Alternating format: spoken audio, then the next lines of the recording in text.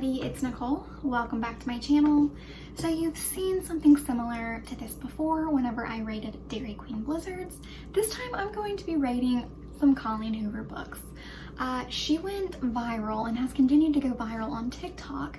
And so back when quarantine, COVID, whatever, 2020 started, I decided to dive into some of her books.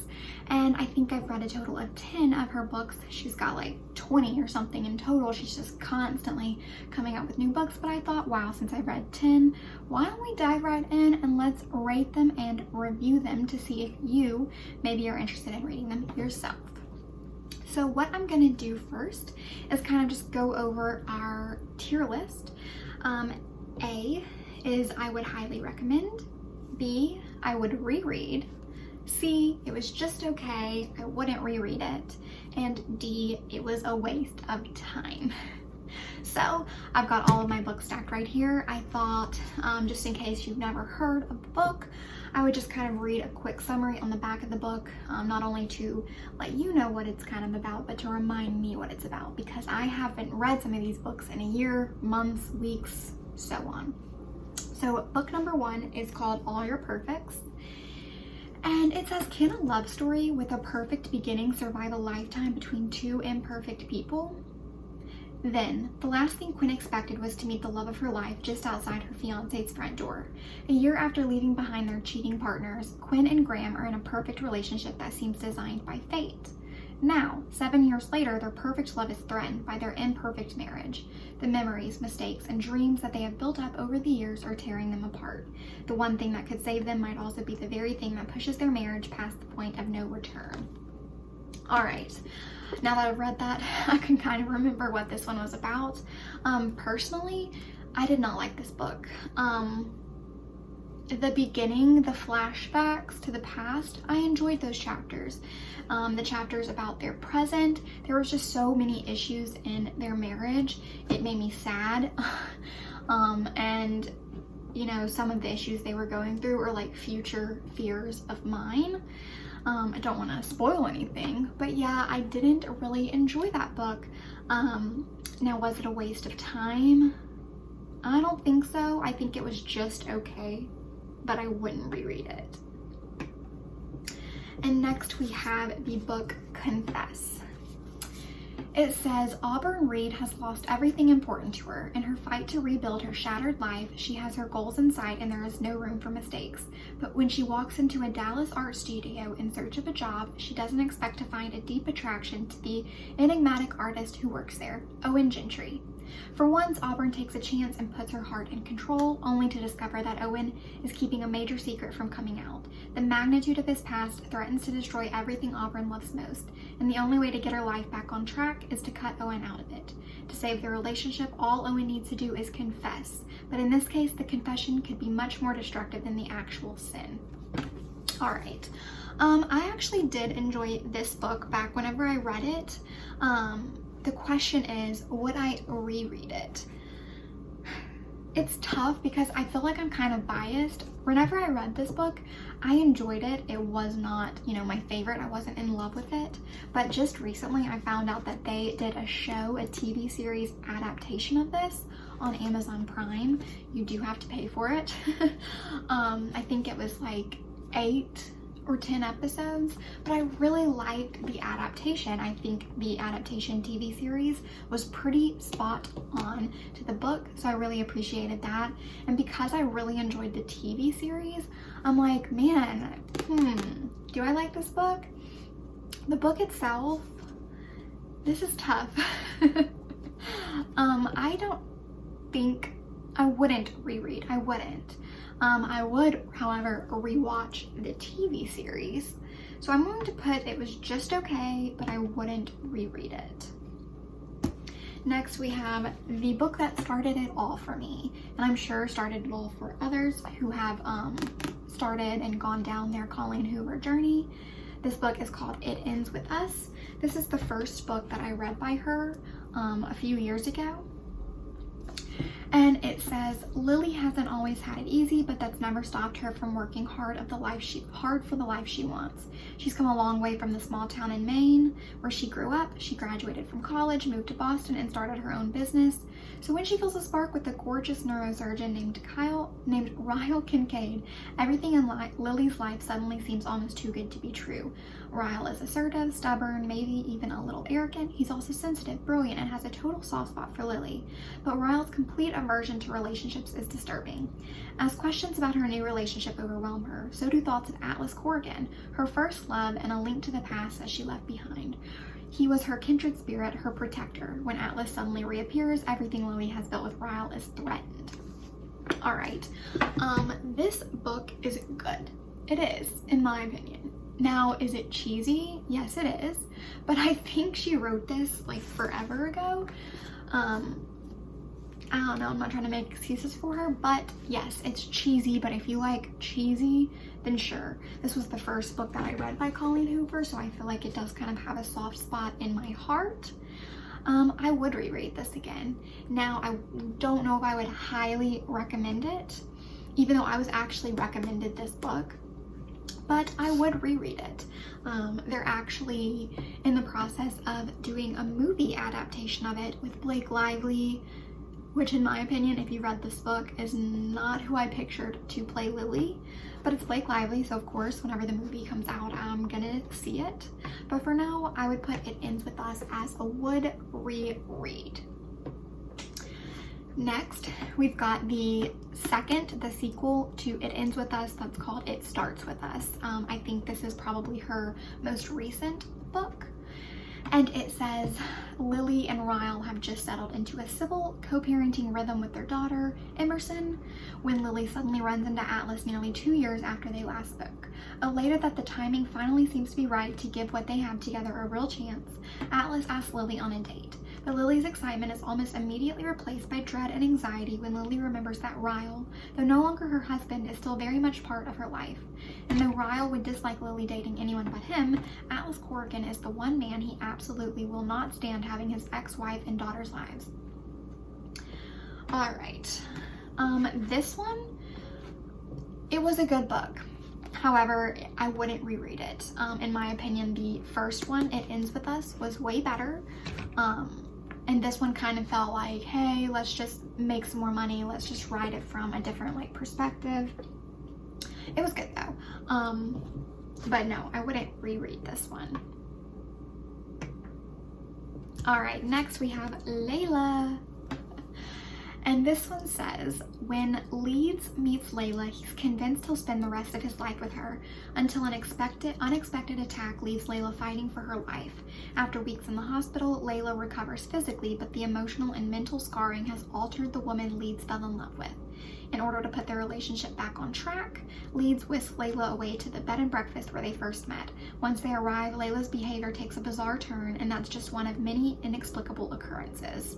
Feeling distant from Layla, Leeds soon finds solace in Willow, another guest of the B&B, with whom he forms a connection through their shared concerns.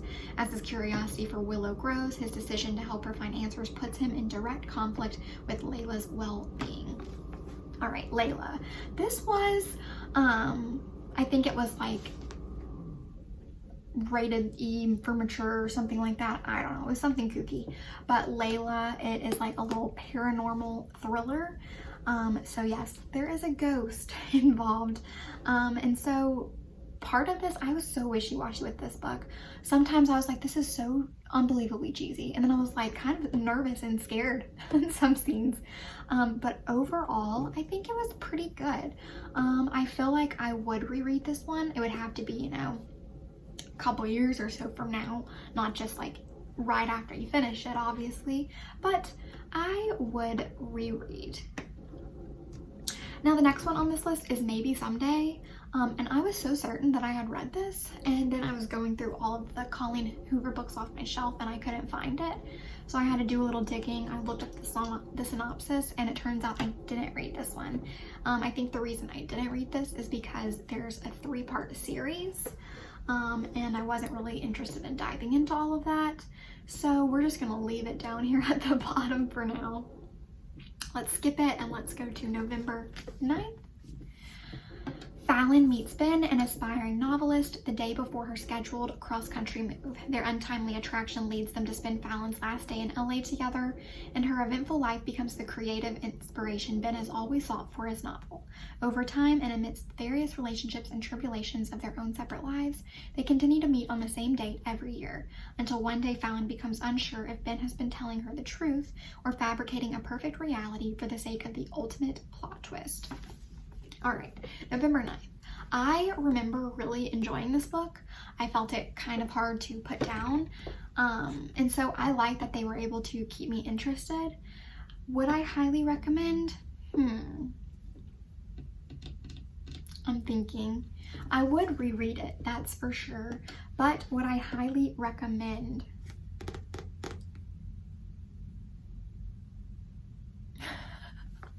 I'm thinking here. No, I wouldn't highly recommend it, but I would reread. We've got Reminders of Him. This says, after serving 5 years in prison for a tragic mistake, Kenna Rowan returns to the town where it all went wrong, hoping to reunite with her 4-year-old daughter, but the bridges Kenna burned are proving impossible to rebuild. Everyone in her daughter's life is determined to shut Kenna out, no matter how hard she works to prove herself. The only person who hasn't closed the door on her completely is Ledger Ward, a local bar owner and one of the few remaining links to Kenna's daughter. But if anyone were to discover how Ledger is slowly becoming an important part of Kenna's life, both would risk losing the trust of everyone important to them. The two form a connection despite the pressure surrounding them, but as their romance grows, so does the risk.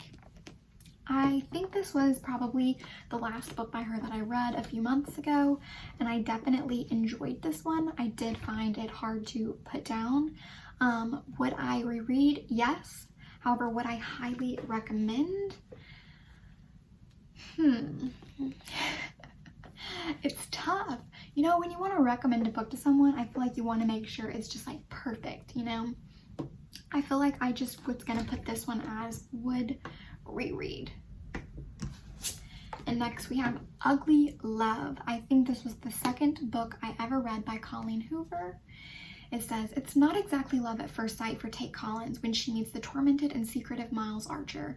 They wouldn't even go so far as to consider themselves friends. The only thing Tate and Miles have in common is a mutual physical attraction that can't be denied. Once their desires are out in the open, they realize they might have stumbled on the perfect no-strings arrangement. He isn't looking for love and she doesn't have time for it, so that just leaves sex. What they've got could be surprisingly satisfying as long as Tate can stick to the 2 rules Miles has for her. Never ask about his past and don't expect a future. I remember actually really liking this one. There was, of course, this romance, this like sexual tension, this should they, shouldn't they. I feel like I'm like, would I highly recommend this one? If you like a steamy romance, should they, shouldn't they, then I would say, yeah, I would recommend this to you. So I think I am going to put Ugly Love in would highly recommend. I liked it. Next we have Verity. Now about Verity. This is my favorite book by her ever. I think you can probably already guess where this is gonna go. In Verity, you know, she released this book a few years ago or so, and just recently she came out with a final additional chapter. I don't have that book that has the additional chapter, but I did read it online whenever it came out. And let me tell you, this book is crazy. It is a roller coaster. I absolutely loved it. It is a thriller. I think this was another one that's like rated for mature, whatever. But it says, Lowen Ashley is a struggling writer on the brink of financial ruin when she accepts the job offer of a lifetime. Jeremy Crawford, husband of best-selling author Verity Crawford, has hired Lowen to complete the remaining books in a successful series his injured wife is unable to finish. Lowen arrives at the Crawford home, ready to sort through years of Verity's notes and outlines, hoping to find enough material to get her started. What Lowen doesn't expect to uncover in the chaotic office is an unfinished autobiography Verity never intended for anyone to read. Page after page of bone-chilling admissions, including Verity's recollection of the night her family was forever altered. Lowen decides to keep the manuscript hidden from Jeremy, knowing its contents could devastate the already grieving father. But as Lowen's feelings for Jeremy begin to intensify, she recognizes all the ways she could benefit if he were to read his wife's words. After all, no matter how devoted Jeremy is to his injured wife, a truth this horrifying would make it impossible for him to continue loving her. This one is a thriller, and of course, I'm going to put this one in highly recommend. It is one of my favorites. It is my absolute favorite by Colleen Hoover. And this one was actually recommended to me, and I have recommended this book to, a handful of people so far who have also enjoyed it. So I feel definitely confident putting it in this would highly recommend category.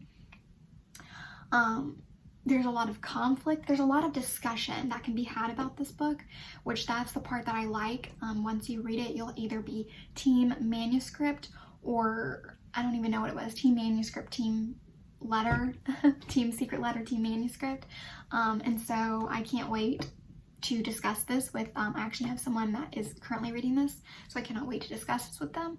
And if you've read this before, please let me know in the comments if you were team manuscript or team letter. I just love to see what people think about it. Lastly, hold on a sec. Getting parched. The last book on our list is Without Merit. This says, the Voss family is anything but normal. From the irritatingly perfect older siblings to the little half-brother who isn't allowed to do or eat anything fun.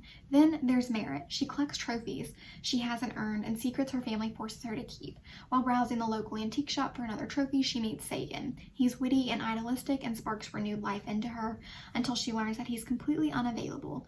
Merit retreats deeper into herself, watching her family from the sidelines when she learns a secret that no trophy in the world can fix. Fed up with the lies, Merit decides to shatter the happy family illusion that she's never been a part of, leaving them behind for good. But when her escape plan fails, Merit is forced to deal with the staggering consequences of telling the truth and losing the one boy she loves. Now, was this book a waste of time? That seems kind of harsh. I feel like I shouldn't have put that as the category. I don't think this book was a waste of time, but at the end of it, I was like, what the F did I just read? The storyline was so bizarre. Some of the things that happened in it were like, who comes up with this? Who thinks of something so weird like this? Like icky and weird, I don't know. So this, I wish the category didn't say waste of time. Yeah, I know I could go in and change that, but I don't feel like it. It almost feels like it could have potentially been a waste of time, because it wasn't okay, and I wouldn't reread it. But because it wasn't just okay, it was very bare minimum, below minimum. The story could be a lot better. And for that, I will put it in D, waste of time. I think this is probably the weirdest storyline of all of her books. I am contemplating putting all of your perfects into a waste of time, because that book, like, I didn't like.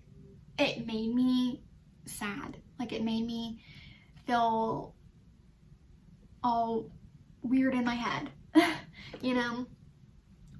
I'm thinking, I'm like, should I move it?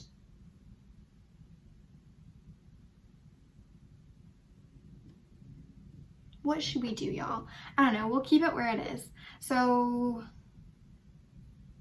or was it a waste of time? You know what? I feel like there is a lot of people out there that enjoyed that book. Just me personally, I didn't. So, I think I am going to put that under waste of time. I am. I feel confident about where we are, so let's go through them. In A category, I would highly recommend you read Ugly Love, a little steamy romance, and Verity, which is a thriller. In the next category, B, I would reread It Ends With Us, Layla, November 9th, and Reminders of Him. In the C category, where it's just okay, but I wouldn't reread, we have Confess and It Starts With Us. And D, Waste of Time, we have Without Merit and Colleen Hoover, all your perfects. Once again, maybe someday it's staying at the bottom because I thought I read it and I didn't. But anyways, yeah, I really hope you enjoyed this video. Please make sure to like this video and leave a comment and let me know if you've read any Colleen Hoover books and what was your favorite by far. And yeah, if you would agree or disagree with any of these, it'd be fun to kind of see where your head's at. But anyways, thank you so much for watching. Please like this video, give it a big thumbs up, and please subscribe to my channel if you aren't already. Bye everyone.